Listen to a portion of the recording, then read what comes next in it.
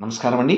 ఇప్పుడు మనం ప్రతిమధ్యమ రాగాలు అంటే శుద్ధ మధ్యమం ఒకటో మాతోటి చిన్న మా అనేటువంటి స్వరంతోటి 36 రాగాలు ఏర్పరిస్తే స్వరస్థానాలు అన్నీ అలానే ఉంచి ఒక్క మా అనేటువంటిది మార్చటం వల్ల ప్రతిమధ్యమం పెట్టడం వల్ల మరొక 36 రాగాలు పుట్టాయండి. అయితే ఈ మాలో ఉన్న ప్రాధాన్యత ఏంటంటే మా అంటే మధ్యమం అండి. ఇప్పుడు పాండవ మధ్యముడు అంటారు. అంటే అర్జునుడిని పాండవ మధ్యముడు అంటారు. ఇద్దరు పెద్దవాళ్ళున్నారు, ఇద్దరు చిన్నవాళ్ళున్నారు. ధర్మరాజు, భీముడు ఇద్దరు అన్నలైతే నకులుడు, సహదేవుడు ఇద్దరు తమ్ముళ్ళండి. అందుకని మధ్యమానికి చాలా ప్రాధాన్యత ఉందండి.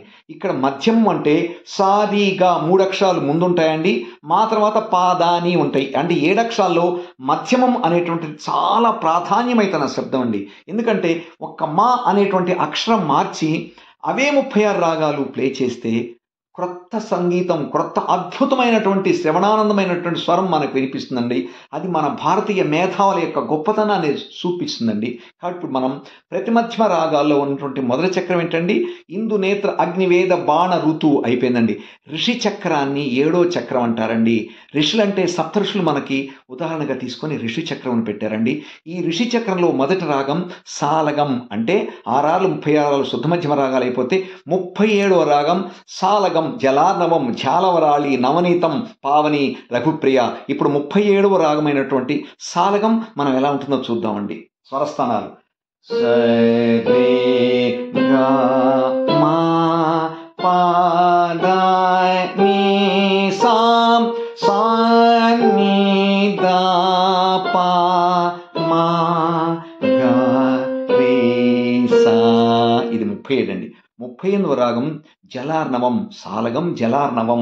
సరే గా మా పా దా ని సా సా ని దా పా మా గా రి సా. సాలగం, జలార్ణవం, ఝాలవరాళి 3వ రాగం. 3వ రాగం అంటే 37, 38, 39వ రాగం. 37వ రాగం సాలగం, 38వ రాగం జలార్ణవం, ఝాలవరాళి అనేటువంటిది 36, 37, 30, 39వ రాగం అండి. ఝాలవరాళి సరే గా మా పా దా ని సా సా ని దా పా మా గా రి సా. తర్వాత రాగం పేరు నవనీతం. సాలగం, జలార్ణవం, ఝాలవరాళి, నవనీతం 7వ చక్రంలో 4వ రాగం అండి. వరుసలో చూసుకుంటే 37, 35, 39, 40వ రాగాన్ని నవనీతం అంటారు. నవనీతం లాగానే ఉంటుంది. చూడండి ఎలా ఉంటుందో. సరే గా మా పా దా ని సా సా ని దా పా మా గా రి సా. సాలగం, జలార్ణవం, ఝాలవరాళి, నవనీతం, Pavani.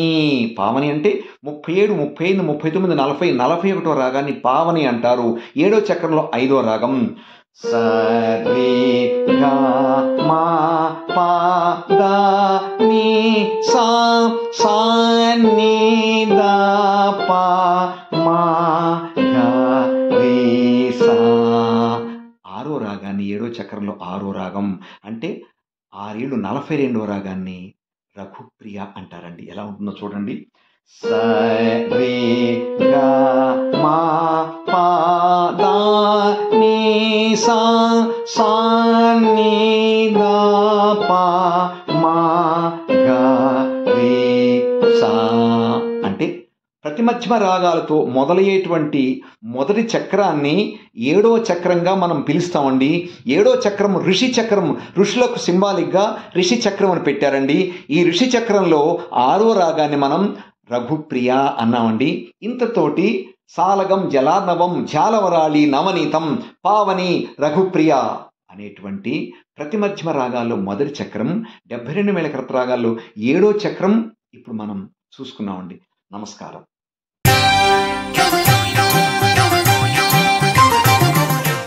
It's never late to do anything. We determine our destiny by the actions we take today. Learning our classical music is our destiny. People should help to take this project move forward and become part of Swaraveena Pani's musical journey. Please come and join us, all music lovers and musical supporters. and help this for a good cause. This great work cannot be done without your help. శుభం భూయాత్.